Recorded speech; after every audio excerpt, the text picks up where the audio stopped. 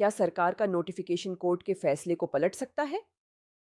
पूर्व फौजियों के हक का सवाल। नमस्कार, मैं हूं शिखा राजता और आपका बहुत बहुत स्वागत है आपके अपने चैनल लीगल पॉइंट में।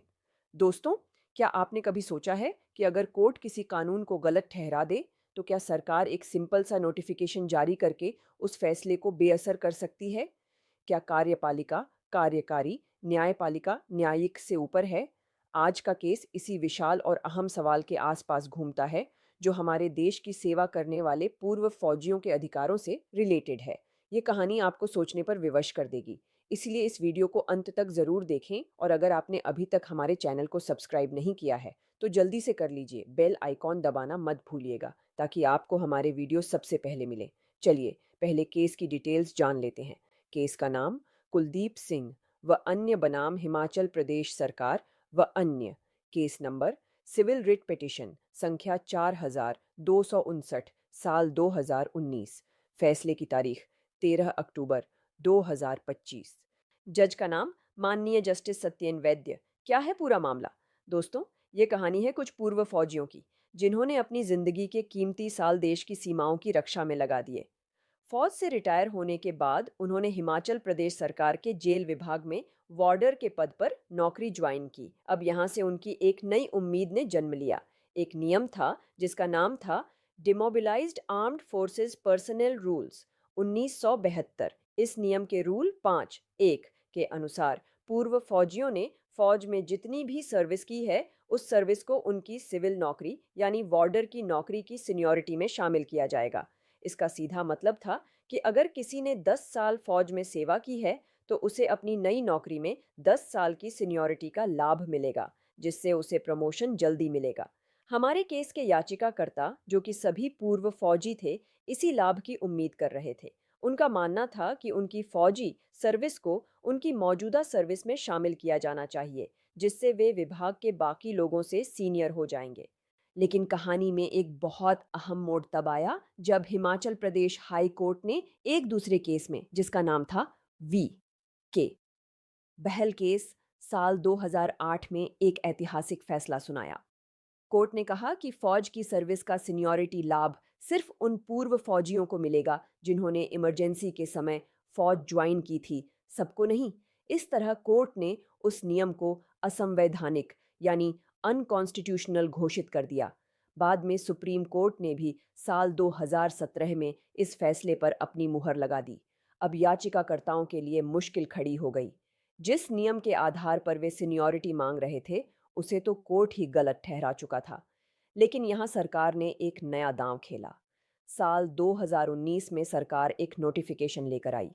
इस नोटिफिकेशन में कहा गया कि हाई कोर्ट का जो फैसला साल 2008 में आया है, वह उस तारीख के बाद लागू होगा। यानी जिन पूर्व फौजियों को फैसले की तारीख से पहले सीनियरिटी का लाभ मिल चुका है, उनकी सीनियरिटी में कोई बदलाव नहीं होगा। याचिकाकर्ताओं ने इसी नोटिफिकेशन को अपना आधार बनाया और विभाग से अपनी सीनियरिटी की मांग की, लेकिन विभाग ने उनकी मांग को खारिज कर दिया।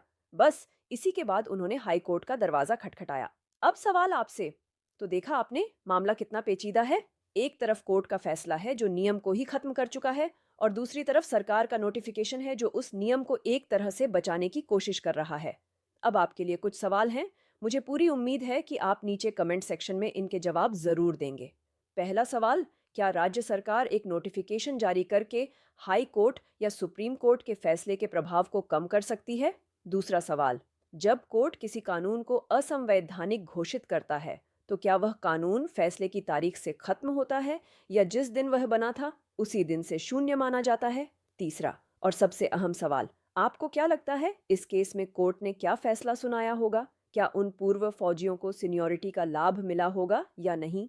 अपने विचार और जवाब हमें कमेंट्स में बताएं। और हाँ, अगर आपको यह कहानी दिलचस्प लग रही है तो प्लीज़ इस वीडियो को लाइक और अपने दोस्तों के साथ शेयर करना न भूलें। कानूनी पहलू और कोर्ट का अंतिम फैसला। चलिए, अब इंतज़ार खत्म करते हैं और जानते हैं कि इस केस में कानून क्या कहता है और माननीय हाई कोर्ट ने अंत में क्या फैसला सुनाया। दोस्तों, कोर्ट ने इस मामले में कानून के कुछ बहुत ही बुनियादी और अहम सिद्धांतों को सामने रखा। पहला कानूनी सिद्धांत, शक्तियों का विभाजन, सेपरेशन ऑफ पावर्स। कोर्ट ने साफ किया कि भारत के संविधान में सरकार के 3 अंग हैं: विधायिका कानून बनाने वाली, कार्यपालिका कानून लागू करने वाली और न्यायपालिका न्याय करने वाली। कोई भी अंग दूसरे के काम में दखल नहीं दे सकता। जब न्यायपालिका किसी कानून को संविधान के खिलाफ बताकर रद्द कर देती है, तो कार्यपालिका यानी सरकार सिर्फ एक नोटिफिकेशन के माध्यम से उस फैसले को पलट नहीं सकती। ऐसा करना शक्तियों के विभाजन के सिद्धांत का उल्लंघन है। दूसरा कानूनी सिद्धांत, शून्य और बेअसर कानून, वॉइड एब इनिशियो। कोर्ट ने एक बहुत ही महत्वपूर्ण बात कही। जब किसी कानून को असंवैधानिक घोषित किया जाता है, तो वह स्टिल बॉर्न यानी जन्म से ही मृत माना जाता है। इसका मतलब है कि वह कानून कभी अस्तित्व में था ही नहीं। वह फैसले की तारीख से नहीं, बल्कि जिस दिन उसे बनाया गया था, उसी दिन से शून्य या नॉन एस्ट होता है।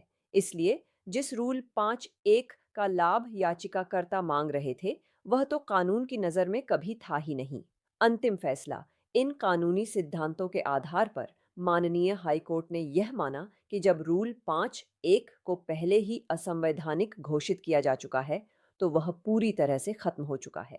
सरकार द्वारा जारी किया गया साल 2019 का नोटिफिकेशन, जो कोर्ट के फैसले के प्रभाव को सीमित करने की कोशिश कर रहा था, गैर कानूनी और शक्तिहीन है। सरकार का ऐसा कोई भी कदम मान्य नहीं हो सकता।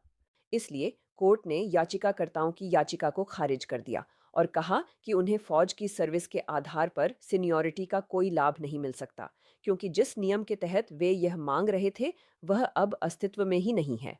तो दोस्तों, इस केस से यह स्पष्ट होता है कि कानून का शासन सर्वोच्च है और कोई भी सरकारी आदेश या नोटिफिकेशन कोर्ट द्वारा दिए गए संवैधानिक फैसले को निष्प्रभावी नहीं कर सकता। उम्मीद है आपको आज का यह केस समझ आया होगा। आपकी इस मामले पर क्या राय है? हमें कमेंट्स में ज़रूर बताइएगा। जाने से पहले एक बार फिर याद दिला दूं, हमारे चैनल लीगल पॉइंट को सब्सक्राइब करें, इस वीडियो को लाइक करें और ज़्यादा से ज़्यादा शेयर करें। अगले वीडियो में एक और दिलचस्प कानूनी मामले के साथ आपसे फिर मुलाकात होगी। तब तक के लिए जागरूक रहें, सुरक्षित रहें। धन्यवाद।